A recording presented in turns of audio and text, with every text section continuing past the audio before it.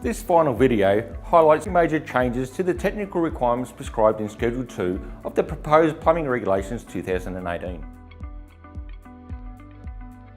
Firstly, all water points installed adjacent to water closets that are not connected to a sanitary fixture must be protected by high hazard backflow prevention measures. This requirement addresses the significant cross-connection risk posed by the increasing installation of water points in these locations for the use of handheld sprays. AS/NZS 3500 Part 1 prohibits the connection of any device or system that may cause contamination of the water supply without appropriate backflow prevention control. However, the standard does not adequately address the risk of the homeowner connecting a handheld spray to the water point adjacent to the water closet. The new requirement proposed for the regulations will fill this gap.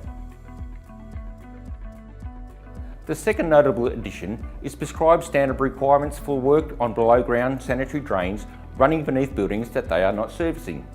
AS/NZS 3500 Part 2 requires that any sanitary drain located under or inside a building can only service fixtures in that building.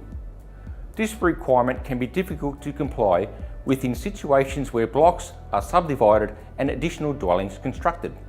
The VBA commonly issues modification declarations varying the application of this requirement as long as key installation conditions are complied with, including the drain is laid straight with no bends or changes of direction, and upstream and downstream inspection openings are provided in permanently accessible positions. These common conditions are now prescribed in the proposed regulations as mandatory installation requirements where a below-ground sanitary drain runs under a building it is not servicing. Compliance with these requirements will mean plumbers no longer need to apply for modification in this situation, eliminating the associated time delays and cost. The VBA encourages all plumbers and other interested stakeholders to read the regulatory impact statement that was released in conjunction with the proposed regulations.